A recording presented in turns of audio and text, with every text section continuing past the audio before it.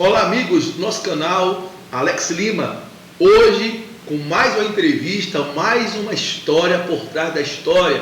Eu quero agradecer a vocês que têm compartilhado as nossas histórias de vida, histórias de superação, histórias de cura, histórias de transformações. Eu quero agradecer a vocês que estão se inscrevendo no nosso canal e compartilhando também os nossos links, os nossos vídeos, nossas mensagens. E tenha certeza que muitas coisas boas ainda vão acontecer aqui. Eu quero pedir a você que está agora conectado conosco, já deixa o seu like, não espere para o final não, deixa logo no início. E também que você pegue esse link e compartilhe aí para no mínimo 7 a 10 pessoas, porque a história de hoje que vocês vão ouvir e ver aqui é uma história muito bonita, uma história de superação, uma história de um casal que é meu amigo, mas que eu quero saber mais o que há por trás da história. Hoje, com Melo e Margarete, amigos de longas datas que nos acompanham na nossa vida ministerial, as nossas famílias são muito próximas, inclusive, somos na verdade uma família só, mas tem coisas que eu quero saber de Melo e Margarete e eu queria que você também que nos assiste quer saber também. E eu estou aqui nessa tarde de hoje, nesse dia de hoje. Melo, muito prazer, né? Margarete, muito prazer. Meus amigos, muito obrigado por me dar essa honra de entrevistar vocês e outras pessoas também vão querer descobrir que história tem por trás da história de Melo e Margarete. Então, vamos começar pelo início, do início. Melo, você diga quem é você, de onde você veio, como vive, como se reproduz, de onde veio. Melo, fala aí, quem é Melo, que as pessoas vão começar a saber agora aqui no nosso podcast. Olá, Alex, é um prazer estar contigo, fazer parte dessa entrevista maravilhosa.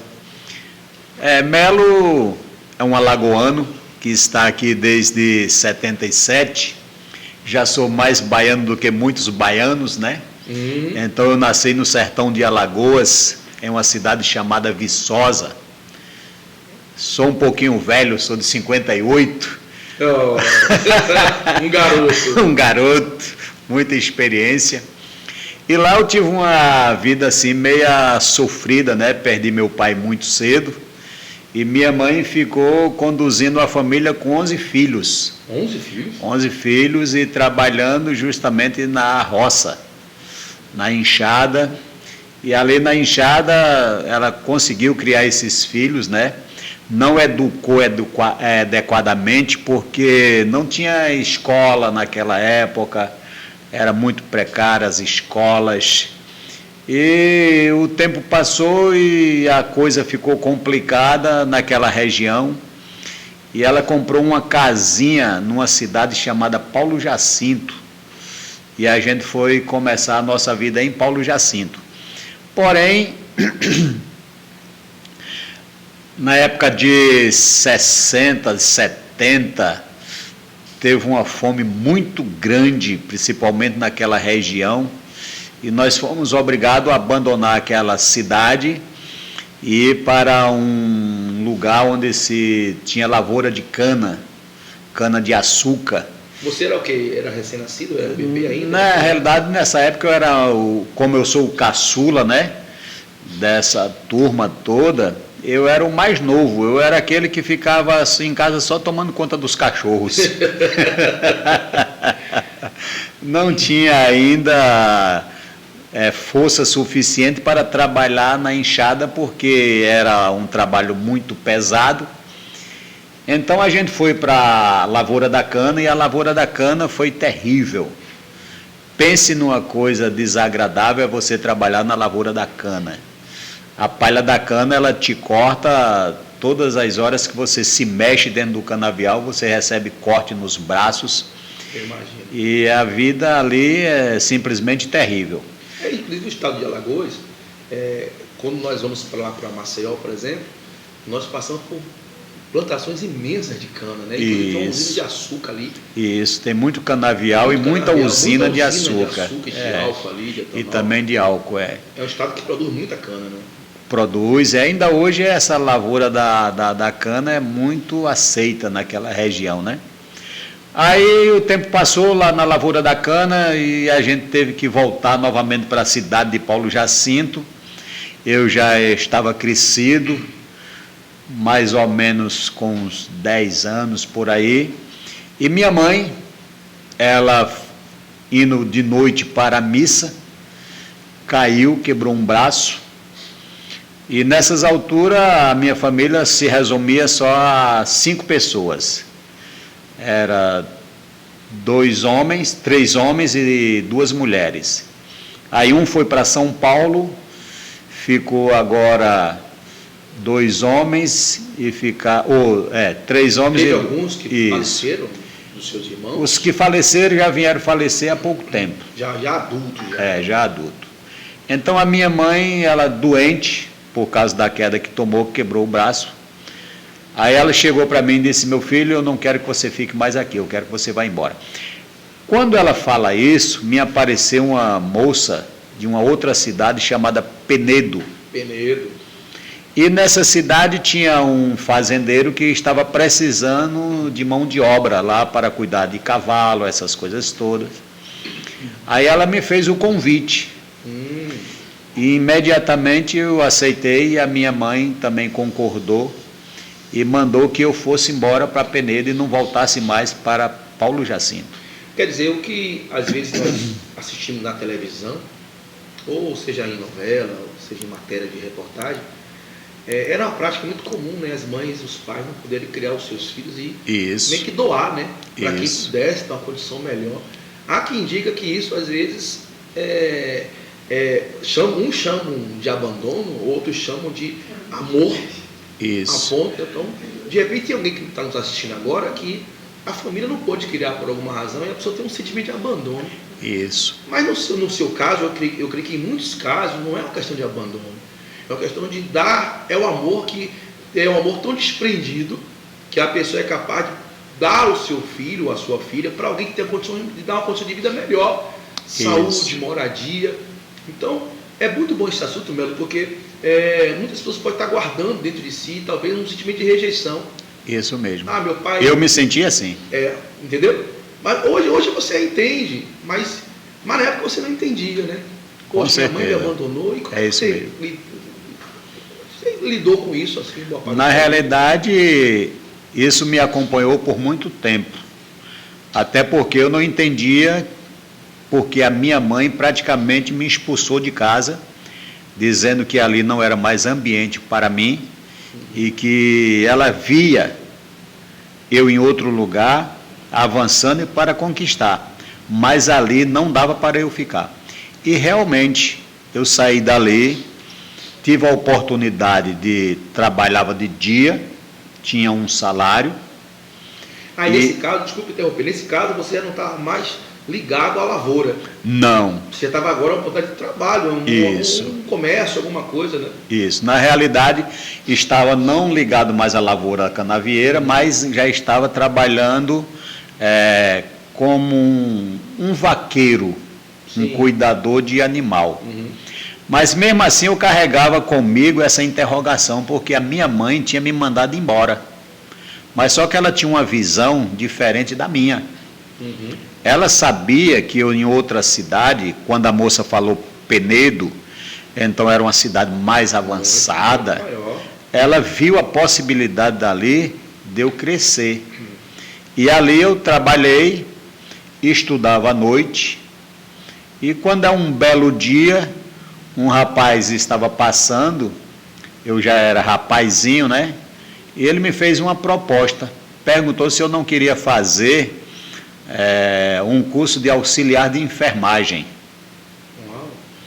Aí eu disse que sim, e enfrentei, né? Aí agora eu trabalhava, estudava e fazia enfermagem, corria atrás do negócio. A mãe já tinha morrido. E a minha mãe aí nessas alturas já tinha morrido, né?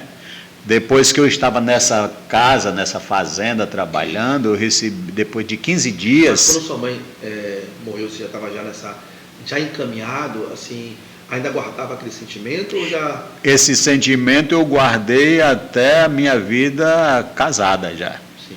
Depois é que eu vim entender... Então não houve nem tempo, assim, não é nem reconciliação, porque não houve uma briga, né? Mas não. não tempo de você conversar com a sua mãe, tentar apagar isso, né? Minha mãe, por que a senhora me mandou embora? Pelo menos era a pergunta, né? Isso, porque quando minha mãe me mandou embora, depois de 15 dias eu recebi uma notícia que ela tinha falecido. Sério? Sério. 15 dias depois? 15 dias depois.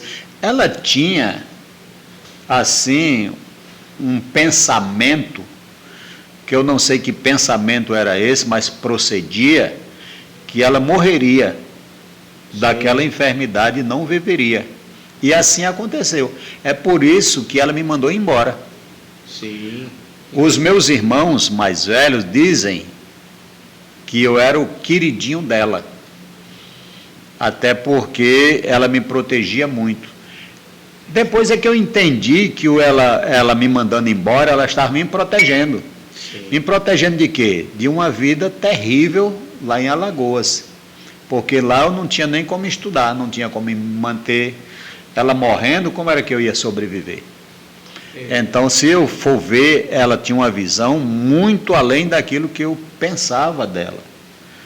Então, lá, comecei trabalhando, estudando, servi as Forças Armadas, e antes de eu terminar o meu curso, naquela época existia freiras dentro dos hospitais, né?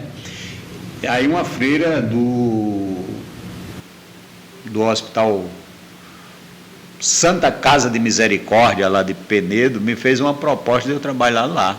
Aí eu fui trabalhar. E contei a minha história para ela, né?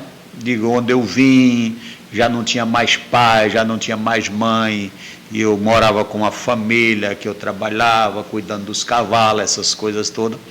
Aí ela me fez a proposta. Disse: Melo, já que você não tem família aqui, você quer ir embora para a Bahia?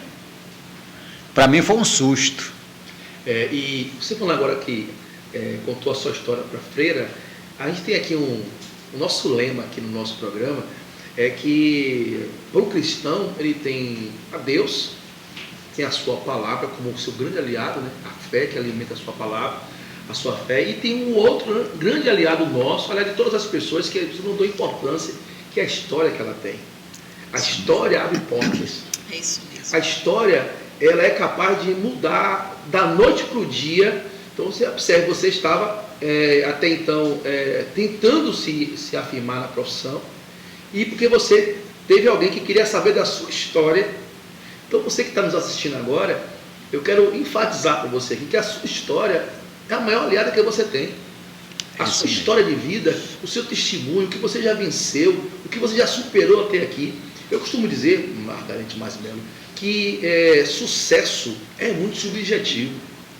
Às vezes nós vemos pessoas expoentes, pessoas na mídia, pessoas famosas, e nós achamos que só essas pessoas têm sucesso. Não, todos nós temos sucesso, somos pessoas de sucesso. É isso. E isso, eu quero deixar isso claro aqui para as pessoas que estão nos assistindo, que ela valorize a sua história.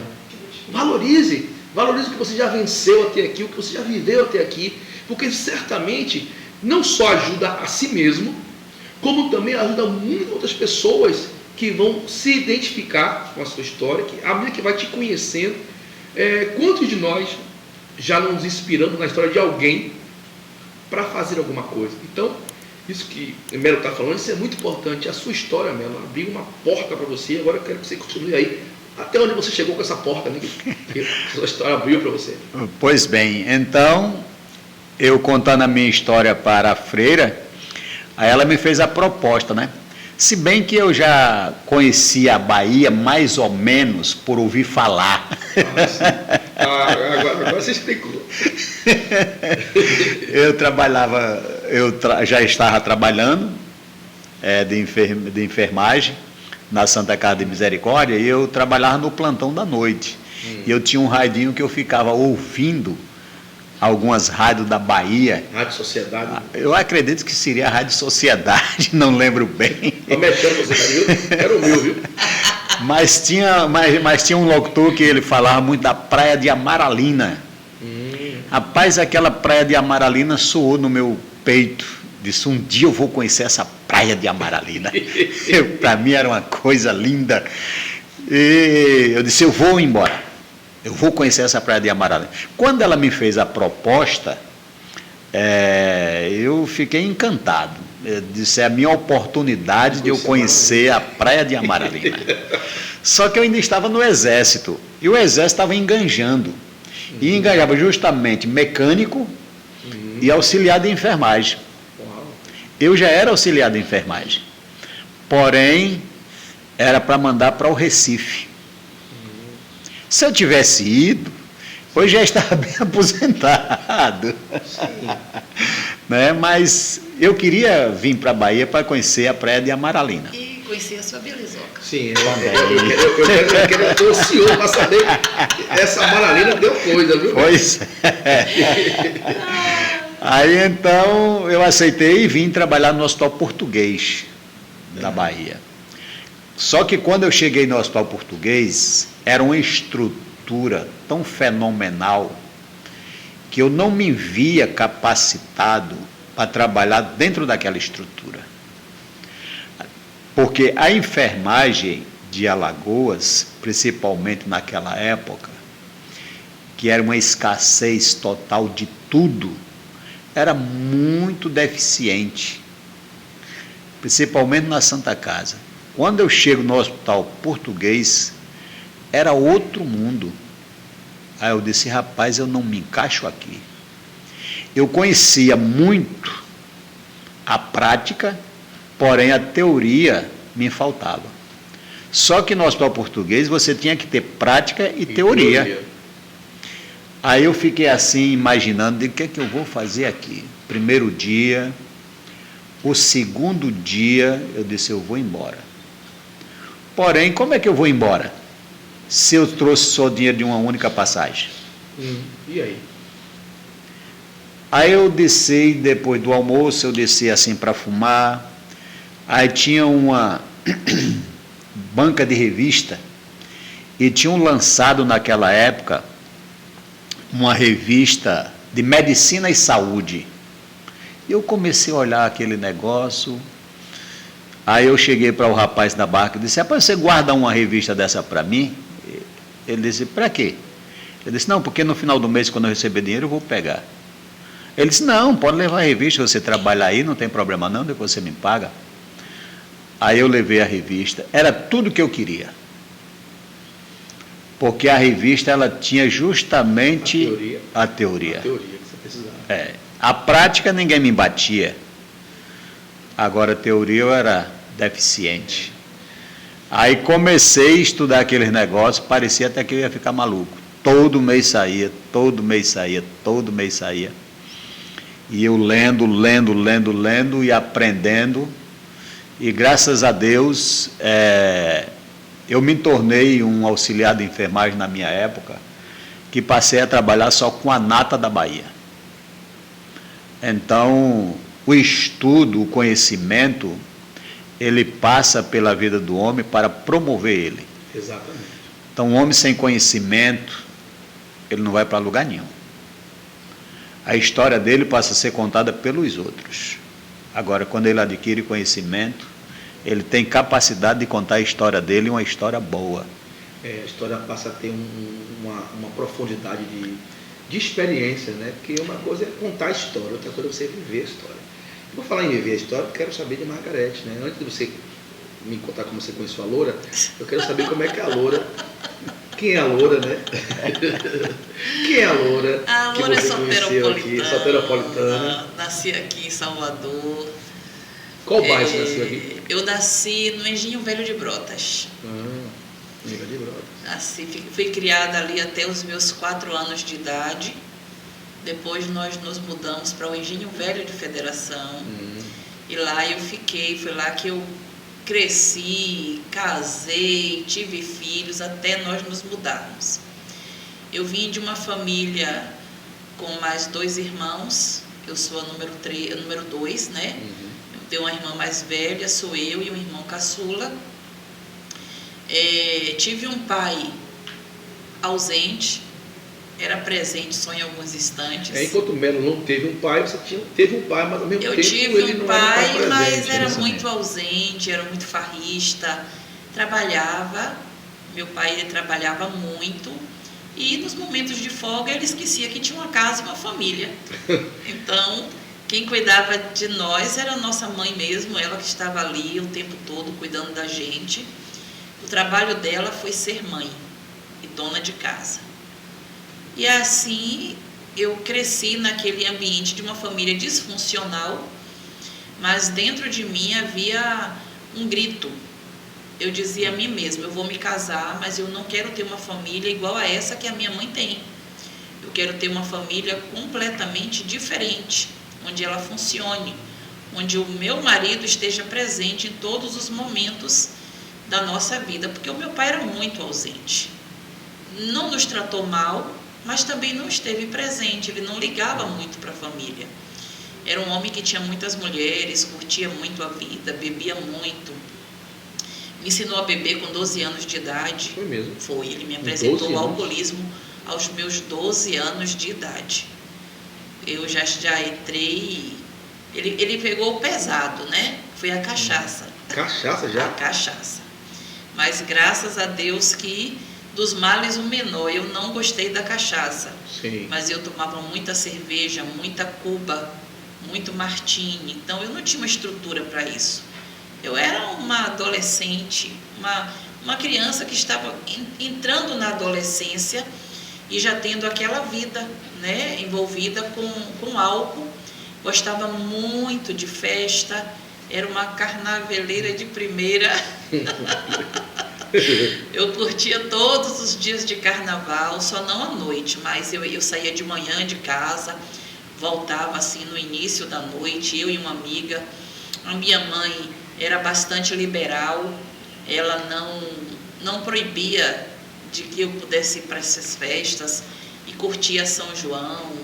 E no meu pouco tempo de vida, eu aproveitava ao máximo, porque como eu vinha de uma família disfuncional, eu não tinha um pai para dar limites, né? Sim. E uma mãe que era muito conivente com aquilo tudo, ela aceitava, orientava e tudo. Apesar de eu ser assim, gostar muito de farra, mas eu me comportava. Eu não praticava nada que viesse entristecer o coração dela. Mas eu curtia a minha vida, era o meu refúgio, porque era uma família disfuncional. Uma família que não tinha uma paz. Quando meu pai estava em casa era uma guerra, só tinha briga. Para meu pai parar de bater na minha mãe, precisou que eu ameaçasse ele. Quer dizer, além do vício, da ausência, ainda tinha a questão da agressão. Da agressão, né? Ele era muito agressivo com ela, ele espancava ela. E quando eu estava com 14 anos, ele quis bater nela e eu disse que não aceitava aquela situação. Que se ele tocasse o dedo nela, que eu chamava a polícia para ele. Ele ficou muito zangado comigo, mas pelo menos a partir daquele dia ele não bateu mais. Sim. E a minha mãe, ela não tinha uma atitude de reagir, porque ela não tinha para onde ir. Ela era uma mulher que tinha vindo do interior, ela aqui em Salvador só tinha um irmão, a mãe dela já tinha morrido, o pai também. E ela não tinha um apoio de ninguém, ela era só. A agressão, somente do marido com a mulher, sempre existiu desde que o mundo é mundo. Mas nesse tempo que estamos vivendo, acho que talvez a cada 1 hora, cada 2 horas, no país ou no mundo, uma mulher está sendo morta, uma mulher está sendo agredida, uma mulher está sendo estuprada. Então, é bom a gente tocar nesse assunto aqui, porque a gente percebe também que muitos dos casos desses são questões que são repassadas. Às vezes, homens, maridos que viram os seus pais bater na sua mãe ou maltratar. Eu fico impressionado nos dias de hoje como está absurdamente o número de pais que abusam sexualmente das suas filhas, mães que abusam dos seus filhos, suas filhas. Então, observe que o tempo passou e a coisa só veio se agravar. E desde aquela época, desde a sua época, eu creio, Margarete, que ainda tem aquela questão, né? Briga de marido e de mulher, ninguém mete a colher. Ninguém mete a colher. E é nisso que ninguém está metendo a colher que muitas pessoas estão morrendo. É isso mesmo. Não está lá, às vezes o cara ameaça, ou está gritaria lá, e então não posso me meter. E nessa época dos meus pais, era muito normal. Era normal. Hoje nós temos até uma polícia que Sim. protege a mulher, que defende, mas naquela época não tinha, ninguém ligava. Quando havia uma situação de muito desespero, eu lembro de um episódio dos vizinhos entrarem, invadiram a minha casa para tirar a minha mãe das garras do meu pai. E eu e minha irmã, na época não tínhamos ainda nosso irmão, eu e ela assim chorando em cima de uma cama, apavorada com aquela situação toda, em total desespero. Então foi uma família muito disfuncional que eu cresci, onde eu não via assim a alegria. Os meus pais, eles eram separados dentro de casa. Sim. Eles se separaram de corpos. Então cada um dormia no seu canto, na sua cama. Eu não via assim, não tive o privilégio de ver meus pais dormirem na mesma cama, darem beijinho, abraço, tratar o outro bem. Eles se tratavam com muita formalidade. Ele chamava ela de dona e ela chamava ele de senhor. Uhum. Não tinha aquela coisa assim de meu amor, minha vida, não tinha. Era muito formal o relacionamento deles. E eu cresci naquele ambiente. Não foi um ambiente dos melhores. Não foi aquele ambiente que você gosta de viver. Diz, eu tenho saudade da minha infância. Eu não tenho nenhuma. Quantos anos você conheceu o Melo? Conheci Melo com 14 anos. 14 anos você conheceu o Melo? Conheci Melo, eu tinha 14 anos. Pai. Aí a nossa história foi muito Lagoa, bonita. Né? Amor de Deus, Lagoa. A nossa história, ele foi morar lá no Engenho Velho. E ele dividia a casa com vários outros rapazes que trabalhavam com ele, que também eram de Alagoas ou de outra cidade. Então todo mundo ali juntinho, morando. E eu tinha uma amiga, minha melhor amiga, morava na mesma rua. E ela disse a mim, lá onde eu estou morando tem um rapaz legal, quero que você conheça ele. E aí eu fui para a casa dela um dia e passamos na frente da casa dele. E ela me apresentou. Eu não sei ele, mas eu me apaixonei na hora. Rapaz! As histórias começaram a se encontrar. Eu estava já com 14 misturar. anos. E ela notou que rolou uma química, né, entre mim e ele, e ela fez de tudo para não dar certo. Eu não sei se ela vai assistir isso. Agora, uma coisa também que você estava falando aí é interessante, porque eu não posso aqui afirmar que é cientificamente falando, mas dizem que as mulheres, elas procuram um esposo que tenha certa semelhança com o seu pai. Não foi o caso de Melo, né? Nada. Na verdade, você queria apagar aquela imagem que você tinha Total. de pai, de marido, e aí foi quando você olhou e bateu assim, esse é o... Se tivesse um resquíciozinho do meu pai, acho que eu ia repudiar. Sim. Eu não gostava do homem que meu pai era. E assim, quando eu conheci Melo, aí tivemos uma conversa muito legal, muito boa. Parecia que já éramos conhecidos há muito tempo. E depois eu ficava dizendo à minha amiga assim, me leva lá na casa daquele rapaz pra gente conversar. Aquele enfermeiro. E ela não ele não está em casa, não, hoje eu não posso, não tem como. E o que aconteceu? Eles começaram a namorar. Minha melhor amiga com ele. Segundo eles... Essa história é interessante. Vai começar a ficar bom lá. Vai essa história. Ele namorou com ela porque ele viu que era a única maneira de se aproximar de mim. É tanto que ele ia namorar com ela na minha casa. Meu Deus do céu! Que história! Você que está nos assistindo agora, já passou por uma história dessa? O cara namorando com a amiga da mulher que gostava dele. Só em Alagoas mesmo. Aí, pronto, Alagoano é estrategista. Ele namorando com ela, ele ia lá para casa. E ele aí arrumou um amigo dele para namorar comigo, porque ele disse que queria uma desculpa para que pudéssemos sair os quatro. Eu sempre queria estar perto dela, não importava que situação fosse. E aí eu comecei a namorar com um amigo dele, ele namorando com essa minha amiga. E nós fomos para uma festa na casa de um tio meu, uma festa de São João. E aí ele chamou a namorada para dançar, ela não quis, aí ele me chamou. Meu amigo, ou meu namorado na época não estava. Aí ele me chamou para dançar, bora dançar, e eu fui. Aí começamos a dançar forró. E nesse negócio de dançar forró, a química aumentou. A conversa já foi ficando mais sem formalidade. E eu com toda cautela, porque ele era o namorado da minha melhor amiga. Sim. E de lá fomos para a casa de minha mãe. E aí, chegando lá, aí o meu namorado já estava. TV Ed. E nós fomos dançar lá em casa forró. E aí ele dançando com a namorada dele, e eu com o meu, mas cada vez que ele me olhava, ele apertava os olhos. Olha, imagina assim dançando mim. aqui, olhando. Bem assim. Ele agora apertava os olhos para mim, para chamar minha atenção. E aí eu saí, me sentei assim na porta da casa de minha mãe, e ele veio atrás de mim e me deu-lhe um beijo. Agora pensa. Olha aí, a namorada dele também estava lá. A namorada dentro de casa, meu namorado dentro de casa, minha mãe em casa, minha família lá, e ele na porta da casa da minha mãe me beijando. Essa história. Esse chama-se aí. beijo roubado. Menino. Eu era o pronto. maior ladrão. de Aí, beijo. dali começou a nossa química, ficou mais forte. E a minha amiga, ela gostava de um ex-namorado, e esse ex-namorado apareceu na vida dela, e ela resolveu terminar com o Melo para voltar para o ex-namorado. Poxa, é tudo que eu não queria, tá vendo? Você ficou muito triste. E na mesma semana, Melo me procurou e disse que queria namorar comigo. Na mesma semana que eles terminaram, ele me procurou e disse: eu quero namorar com você. Eu já tinha terminado com o meu namorado também. Ficou triste, foi Bela. Muito triste. Eu queria ver essa cara de tristeza. E aí nós começamos a namorar. Minha mãe foi contra, a mãe dela, da minha amiga, foi contra. Mas por quê?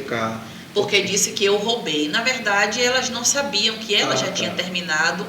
Que no coração dela, ela gostava de outra pessoa. Sim. Então, e como eu gostava dele, sempre foi essa a minha intenção, e eu acredito que Deus já tinha escrito a nossa história. E aí nós começamos a namorar. Aí agora eu já não estava mais com 14 anos, né? Sim. Quando começamos a namorar, eu já tinha 15 anos. Entendeu? Foi assim, não é para não pensar, namorou com 14, não. Nós nos conhecemos, eu estava finalizando os 14 anos, e quando começamos a namorar eu já tinha 15. E aí quando vocês decidiram casar, né, viver juntos? Aí foi com 16 anos. 16 anos. Porque aí eu já estava grávida, já do nosso primeiro filho, e resolvemos nos casar. Naquela época a virgindade era uma coisa muito séria. Então, a partir do momento que eu deixei de ser virgem e já estava grávida, havia uma necessidade de casar. Então, nos casamos e, para resumir assim a história, meu primeiro filho eu tive no final dos meus 16 anos, tanto que ele nasceu no dia 18, no mesmo dia que você do seu aniversário. E eu fiz aniversário no dia 24 de janeiro. Sim. Então, quando eu tive ele, eu ainda tinha 17 anos. E quando eu fiz 20 anos, eu já tinha 3 filhos. Porque tinha televisão. A televisão ficar desligada em casa, né? Tinha televisão, mas tinha algo mais interessante do que a TV. E aí eu sei que com 20 anos eu já tinha 3 filhos. Então, eu queria saber de vocês, não é tanto de Melo como de você, o que é a vida de vocês, né, antes de casar? O que a vida de vocês ajudou no relacionamento, né? E querendo ou não, vocês eram muito jovens, né? Você saiu de uma família totalmente disfuncional. Melo de uma família a qual ele perdeu a mãe ainda muito jovem, o pai muito jovem. Essa história de vocês antes de se juntarem, o que ajudou, o que atrapalhou vocês, né? Porque é importante a gente saber disso, porque as histórias, elas também têm as suas partes difíceis também. O que é que você via nele que você não gostava? O que é que você via em Margarete que você não gostava? Me conta aí como foi esse início na vida de vocês, né? O que me ajudou foi a garra que eu tinha de não ter a mesma família que eu tive. Isso me ajudou muito. Porque eu entrei, mesmo novinha, casei muito cedo, não estava pronta para o casamento, porque eu tinha 16 anos quando eu me casei.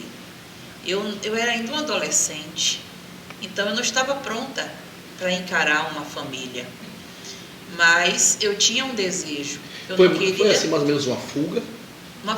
Eu queria me casar desde Então os meus foi uma 12 fuga. anos. Aos 16, então, aos 16 você apareceu, né? Aos 14, para quem apareceu o homem, que você Isso. creu que era alguém que era... Eu queria casar e aí muito você cedo. É a fuga. Eu exato, sonhava né? com casamento com 12 anos. Eu sonhava com casamento. Porque, Porque eu queria Margarete, sair daquele É ambiente. porque, Margarete, deixa eu te falar. Graças a Deus, esse seu sentimento de fuga deu certo. Mas tem muitas pessoas que às vezes, Melo, vivem uma vida difícil com o pai ou com a família, e às vezes nessa fuga acaba entrando num lugar pior do que ela estava. Verdade. Entendeu? Então, as pessoas que estão nos assistindo agora precisam entender que não é uma matemática exata, não é uma certeza de que eu vou sair da casa do meu pai, eu vou sair da casa da minha mãe, eu vou sair debaixo desse jugo que estou vivendo. E a primeira pessoa, no caso você, foi praticamente a primeira pessoa. Não foi. Foi o amor à primeira vista, mas eu já tinha tido outros namoradinhos. Mas... E assim, dentro de mim, eu estava esperando o homem certo. Mas eu não... É uma coisa que as mulheres hoje não fazem. Elas não estudam o homem. Exatamente isso que eu quero falar. Porque hoje, eu não posso falar assim hoje, né? Mas a gente não consegue encontrar hoje muitos homens que tem um perfil de ser um marido, não é? A geração de hoje, mesmo que... Porque a idade não quer dizer muita coisa, não. Tem gente aí muito mais velha em idade, mas que não tem a maturidade para ser marido, para ser pai. Entendeu? Então, assim, quando a gente, você falou, estuda, não se joga não vai só na conversa, não vai só no chaveco. O cara promete mundos e fundos, mas você tem que saber quem é aquele cara realmente. Não é só o cara que bota dinheiro em casa, mas como é o caráter dele. E outra coisa, Margarete, que eu digo que para você deu certo, também a família de Melo não tinha um histórico de uma família desregrada. Isso. Não é? Porque vamos supor que Melo tivesse um pai ou irmão, uma parentada que fossem homens violentos, homens que davam a vícios. Então, é importante te falar isso, porque o que você falou é importante. Tem que avaliar. Tem que estudar. Eu, na verdade, assim, quando eu conheci, eu vi o caráter, a postura, a conduta dele. Era completamente diferente de alguns homens que eu já tinha conhecido. Nem, não quero dizer assim, me envolvido, mas conheci. Namorado. Né? Então, quando eu conheci Melo, eu vi que era um homem decente, um trabalhador, era um homem sério naquilo que ele fazia, de responsabilidade. Eu não queria um moleque. Eu não queria qualquer um. Eu não queria um homem que fosse dado aos vícios. Eu tinha o maior cuidado com isso. Eu não queria qualquer homem. Para ficar comigo tinha que ser um homem diferente. E eu dizia à minha mãe, eu só quero um homem. Eu não quero qualquer homem. Então, quando eu conheci ele foi o homem ideal. Porque eu olhava o comportamento dele. Dentre os amigos dele, ninguém era igual a ele. É tanto que todo mundo queria copiar ele. Sim. Porque ele se destacava, ele era diferente. E isso chamou a minha atenção. Isso daí foi o que me atraiu nele. E eu não tive medo de entregar a minha vida a Melo. Porque eu entreguei. Ele foi o homem que eu conheci. Né? Então eu não tive medo disso. Porque eu sabia quem era a pessoa que estava ali comigo. E isso me fez toda a diferença. Do lado dele, já teve uma dificuldadezinha, porque ele saiu muito cedo de casa. Então, ele não foi assim, preparado para ser pai, mas gostava de fazer filho. É o que acontece hoje na maioria. Não estão preparados para ser pai, mas gostam de fazer filho. Algumas pessoas, não digo todas, mas algumas pessoas, que eu inclusive tenho pessoas da minha própria família também, que o cara era meio farrista, meio, né, não gostava de... Mas depois que os filhos vêm, as pessoas mudam, né? Algumas pessoas mudam, aquele senso de responsabilidade, amor, né? Em botar uma criança no mundo. Então, isso varia de pessoa para pessoa, entendeu? Mas, rapaz, nossa conversa está tão boa aqui, mas tem que estar. Então, basicamente, vocês se completaram, né? Nos completamos. Se completaram. Deixa eu fazer aqui uma ressalva. Quando eu digo assim, não estava preparado para ser pai, eu entendo. Eu quero dizer assim... Não estava planejado, na verdade. Não, porque nenhum filho foi planejado. Todos foram acontecendo. É a palavra mais planejado que preparado. Mas ele sempre foi um maridão nesse ponto assim, de provedor. Ele era muito provedor. A única queixa que eu tenho do meu marido é que ele trabalhava muito. Muito. Ele passava 2 dias e 1 noite fora de casa. Então, assim, eu criava filhos sozinha. Essa é a queixa. Que eu queria mais a presença dele, mas eu acho que pelo fato dele ter tido uma vida tão difícil, ele lutou muito para que a família dele não tivesse falta alguma. Então, ele era o hiperprovedor. Tem uma coisa na história de Melo que derruba por terra, literalmente, aquela história que a pessoa fala assim, eu não tive pai. Porque Melo não teve pai. Isso. Era órfão de pai. Mas isso não foi desculpa ou qualquer tipo de barreira para que ele não se tornasse o pai que ele se tornou. Isso. Porque tem muita gente, né, Melo? Eu não tive pai. Ou a vida, meu pai me batia. Porque sempre que o seu pai batia, você vai espancar o seu filho também. Geralmente a gente tem que fazer o oposto daquilo que a gente viu de errado. Não é? Então, no Já Derrubou por Terra, se tem alguém aqui dizendo eu não consigo ser pai porque eu não tive pai, mude seus conceitos. Porque é uma decisão que tem que tomar. Então, ele poder não estar, não é que não estava preparado, não estava planejado. Não. Não era um planejamento. Mas também quando chegou, ele correu atrás.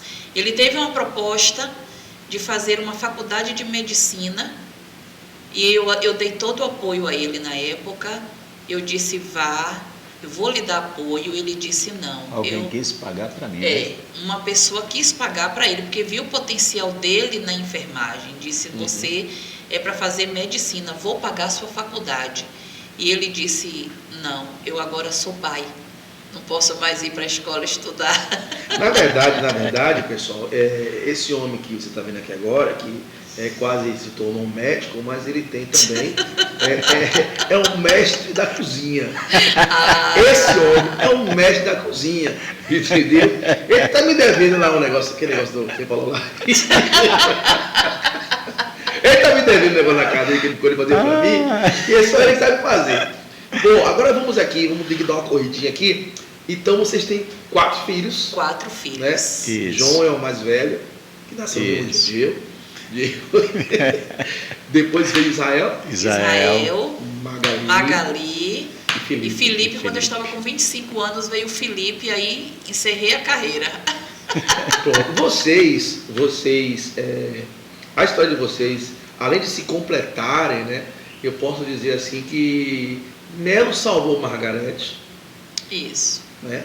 E Margarete também salvou Melo, no sentido de que ele tirou Margarete de uma vida desregrada, de uma vida de sofrimento. Isso. E Margarete deu a Melo a oportunidade de ser o pai que ele não teve a oportunidade de ter. Isso. Então, é isso que as histórias elas são muito interessantes. Porque não é uma matemática, não é algo que seja exatamente igual, mas eu tenho certeza que tem pessoas que estão perguntando assim, mas por que eu casei com fulano? Por que eu casei com ciclano? Porque se você... É que nem aqui, porque esse copo não dá para a gente ver. Mas quando você vê um copo transparente, se você olhar do outro ângulo, você vai ver coisas que você não vê no ângulo. Então tudo vai de que ângulo você está vendo a coisa, de que forma você está enxergando aquilo, ou a sua própria história, para que você saiba valorizar a sua história e até mesmo passar. E dentro da história de vocês também conheceram o Evangelho. Sim. Conheceram a Cristo. Vocês não eram cristãos ainda. Não é? Melo ainda fumava, né? Quando eu conheci a Cristo, foi já no final dos meus 17 anos. Uhum.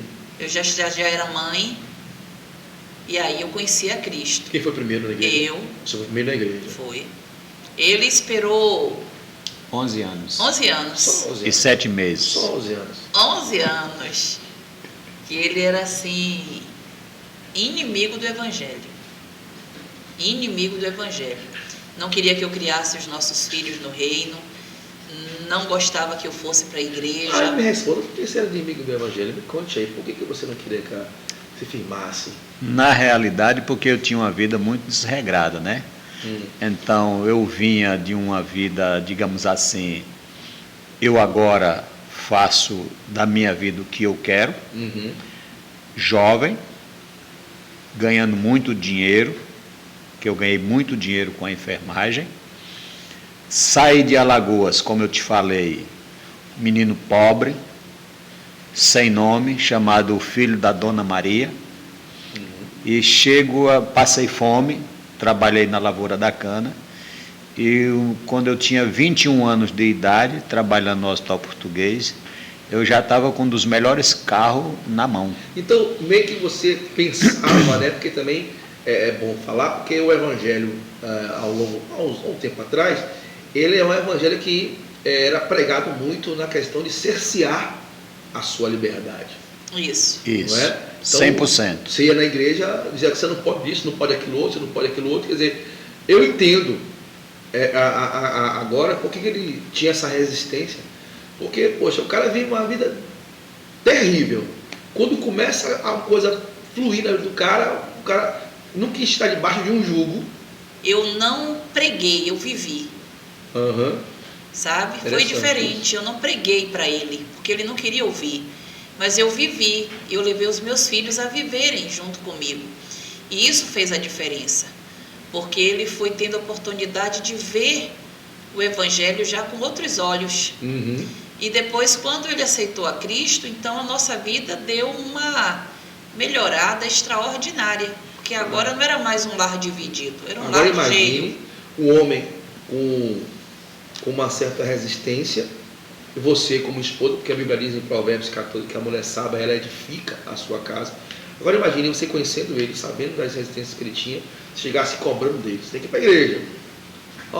Então, isso só ia atrapalhar, e você falou uma coisa interessante, que você não pregava, você mostrava.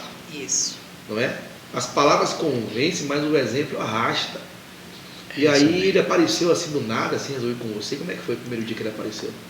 Não, aí ele começou a ir para a igreja comigo. Ele se propôs a ir. E aí nós começamos a ir para a igreja juntos.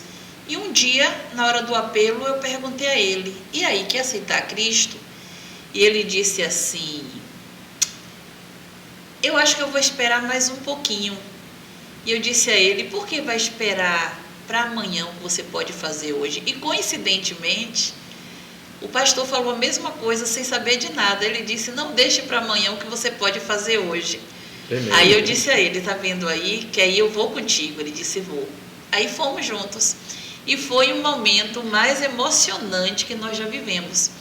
Porque a igreja, não é porque foi o meu marido, acho que foi a conversão mais linda que teve. Porque todo mundo sabia o quanto ele era um Saulo, né? Ele era perseguidor do Evangelho. E de repente ele estava ali aceitando a Cristo. Foi como um casamento. A igreja chorou, a igreja vibrou. E no final todos os membros vieram nos abraçar, nos parabenizando. Porque era uma nova vida, era um novo tempo que Deus estava trazendo para nós. Foi muito bom. Muito bom mesmo. Então, você que está aí, mulher, esposa, mãe, marido, filho, você que é cristão, está vivendo com alguém que está ainda resistente, saiba de uma coisa: o resultado está em suas mãos. O resultado está naquilo que você vive, naquilo que você mostra, porque muitas pessoas às vezes falam, mas não diz nada. E quanto tempo depois nasceu a Manaim?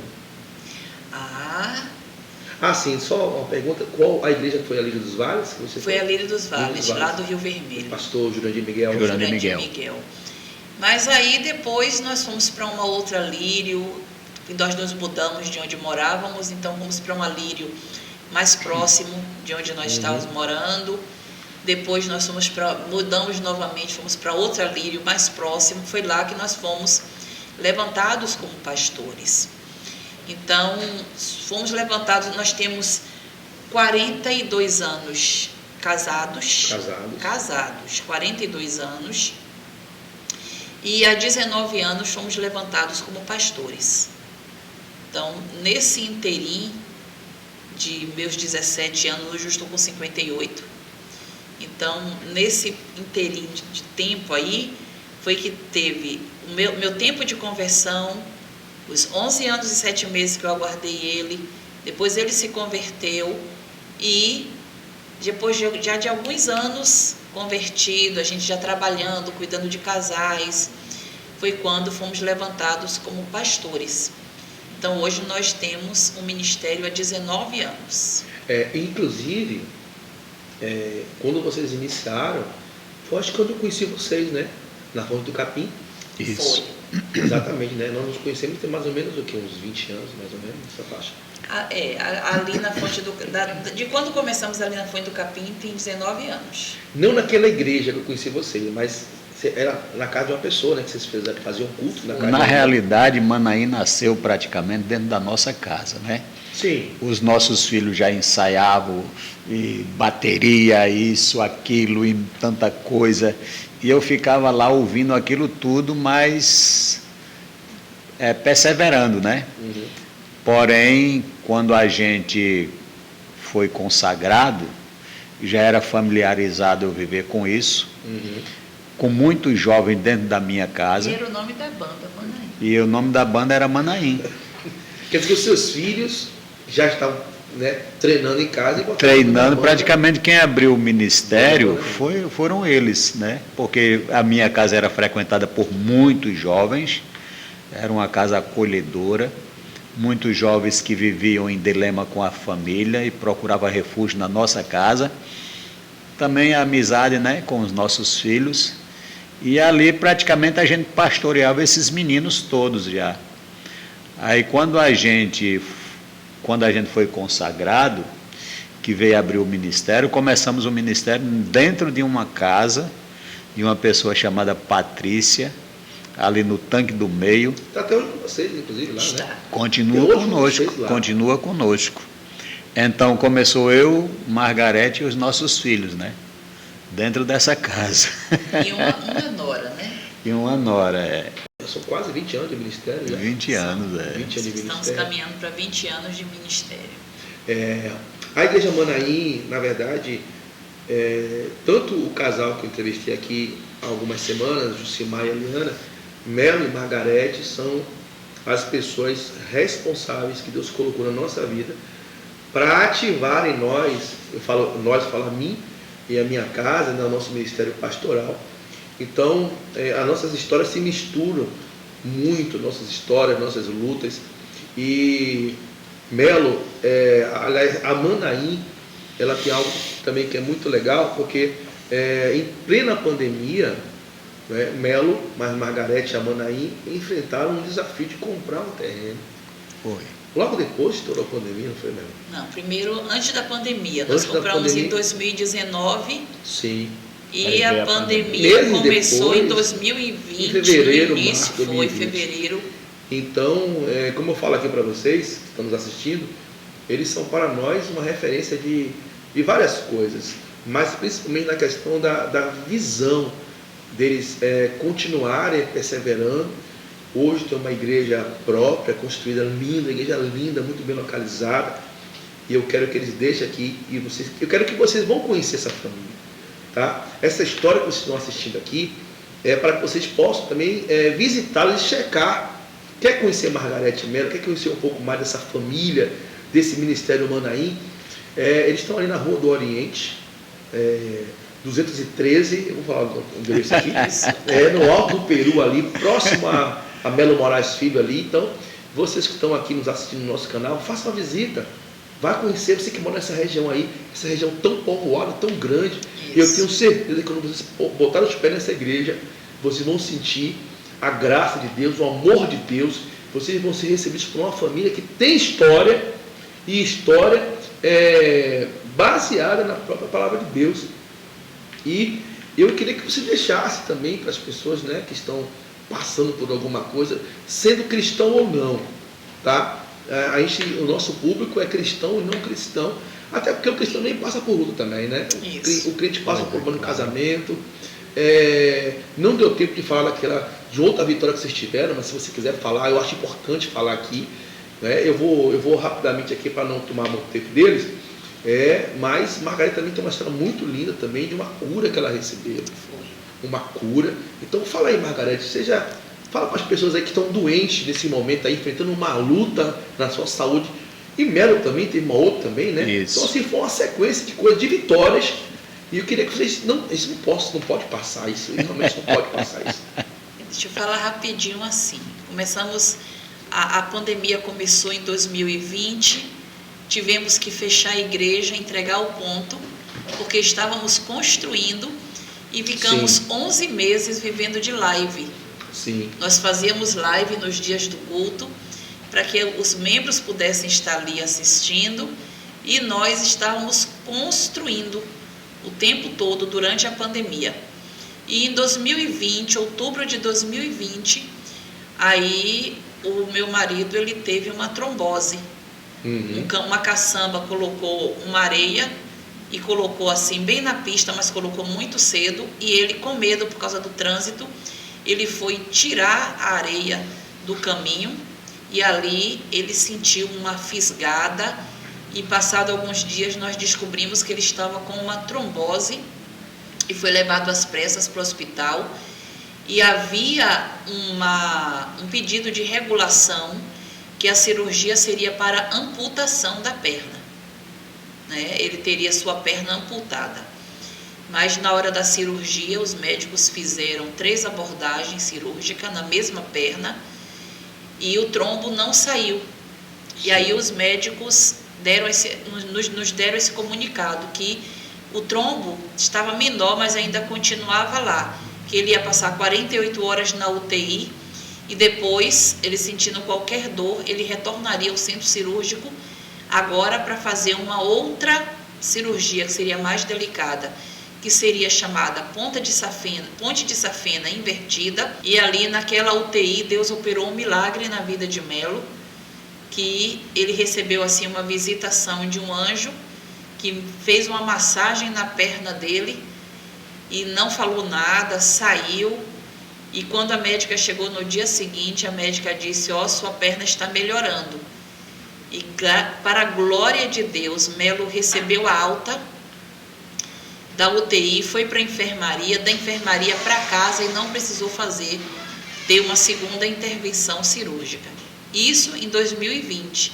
Então, início de 2021, fevereiro de 2021, inauguramos a igreja, retornamos os cultos normal. E quando chegou em novembro de 2021, foi detectado um câncer de rim com metástase no fígado, e os médicos me deram 6 meses de vida no máximo. E Deus usou as mãos de um médico que me operou, e ele, na UTI, quando ele me visitou, ele disse: olha, tirei tudo, você não vai nem precisar fazer quimioterapia nem radioterapia. Uau. Porque eu tirei tudo. E realmente ele tinha feito isso, porque para a glória de Deus, até hoje, eu não precisei fazer nenhuma quimioterapia, nem radioterapia, tomar nenhum medicamento. Eu faço somente pesquisas de acompanhamento para ver, porque durante 5 anos tem que ser feito. Mas assim, Deus operou, tanto na vida dele quanto na minha, 2 milagres extraordinários. Agora você fala. Eu falo assim porque eu também, as pessoas que estão assistindo não sabem, mas eu estava perto de vocês nesses 2 eventos, e o que eu mais, como eu falei aqui, né, vocês são referência para mim em muitas coisas. O que mais me deixou impactado foi como vocês reagiram a tudo isso, não é? Em nenhum momento eu vi vocês desesperados, embora todo ser humano ele tenha a sua ponta do seu medo, isso é natural do ser humano, mas eu não vi vocês desesperados, eu não vi vocês murmurando, reclamando, ou atribuindo a Deus algum problema, ou algum mal do que vocês estavam passando, porque tem muitas pessoas que às vezes, até crente, às vezes que atribui a Deus alguma coisa. Por que Deus permite isso para mim? Por que Deus está deixando passar por isso? Então você que está nos assistindo agora, se você tem algum problema de saúde, a primeira coisa que você tem que fazer é ter fé, se apegar a Deus. E a segunda coisa que eu quero dar um testemunho aqui por eles, é isso aqui, ó. A cabeça, a mente, ela é responsável por 50% da cura. Verdade. Porque se você já perdeu aqui, se você já entregou os pontos aqui, a outra parte vai para o beleléu. Então você que está nos assistindo agora, essa história deles que estão falando aqui agora, eu vivi isso, eu presenciei isso de perto com eles, com seus filhos, eu e a minha casa presenciamos isso, e o que eu estou falando aqui para vocês é verdade. Quem conhece eles sabe que eu estou falando a verdade, que eu não vi esse casal jogando a toalha, eu não vi essa família dizendo que está tudo perdido, e para a glória de Deus, eles estão aqui hoje contando essa história da vida deles, né? Que hoje está aquela alegria, aquele alívio, porque a gente sabe também que as nossas histórias vão influenciar outras histórias, vão impactar outras pessoas. Por isso que é importante você compartilhar o link das nossas entrevistas, porque certamente você que está nos assistindo é um agente de milagres, é um agente transformador de pessoas. E eu quero que vocês agora deem as considerações de vocês.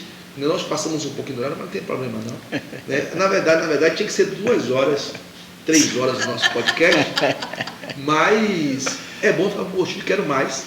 Com certeza. Porque daqui a um tempo vamos ter que sentar de novo aqui para falar de outras histórias que vocês estão indo para contar aqui. Tem muito mais coisas que vocês vão contar, porque a nossa história não para. A nossa vida não para. E quando estamos inspirando, tem história que vai ser contada.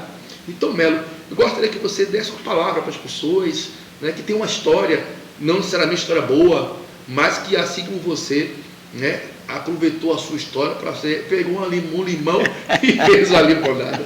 O que você pode falar para essas pessoas que estão nos assistindo agora? Podemos falar para essas pessoas, Alex, que tem que insistir e nunca desistir. A superação, ela se dá na vida do homem com a ajuda de Deus. Então Deus é aquele que nos ajuda a superar todos os obstáculos. Se você quer enfrentar um obstáculo sozinho, você vai pegar um peso além daquilo que você pode carregar.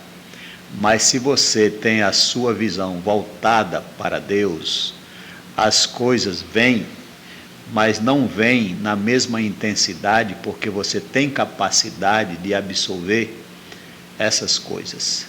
Tudo acontece na vida do homem. Agora, cada homem é que vai saber administrar aquilo que vai vir sobre a vida dele. E o que vem sobre a nossa vida, nós administramos primeiramente em Deus.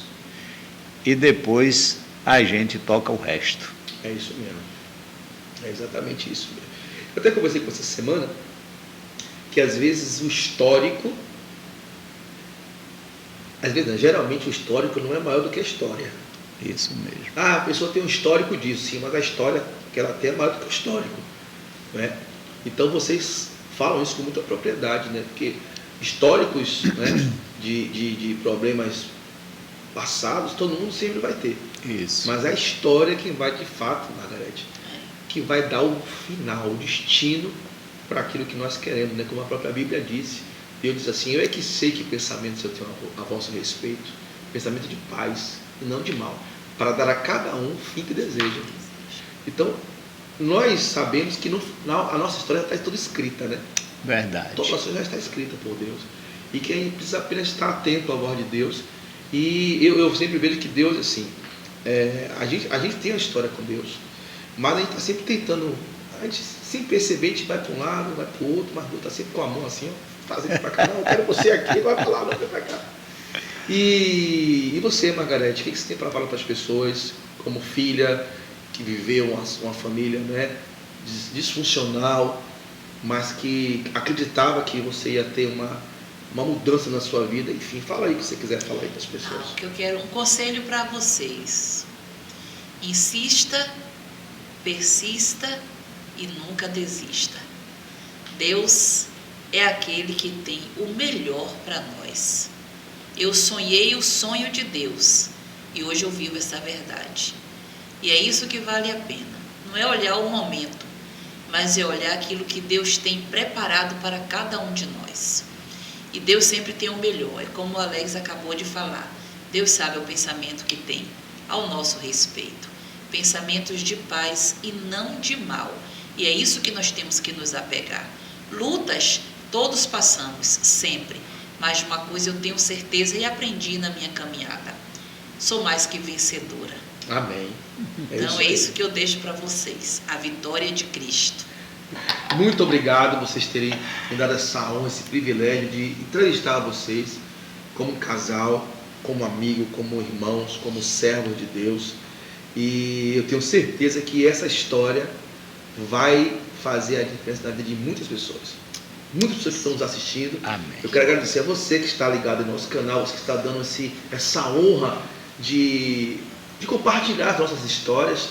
E quem sabe você que está nos assistindo agora, quem sabe você amanhã pode estar aqui contando a sua história. Tanto que eu quero que você coloque nos seus comentários, aqui no nosso chat, ou aí embaixo no nosso canal, qual é a sua história. Porque nós pretendemos, Margarete Mello, nos próximos programas, pegar histórias, sortear histórias de pessoas, né, pessoas que têm uma história para contar. E você que está nos assistindo agora, certamente você pode ser um sorteado. E eu aguardo vocês aqui. E o meu muito obrigado. Que Deus abençoe vocês. Que Deus surpreenda vocês. Que o céu surpreenda vocês. Que certamente ainda muitas histórias Deus tem para fazer na sua vida. Deus abençoe a todos. E até o próximo programa, até o próximo podcast. A história por trás da história. Até mais.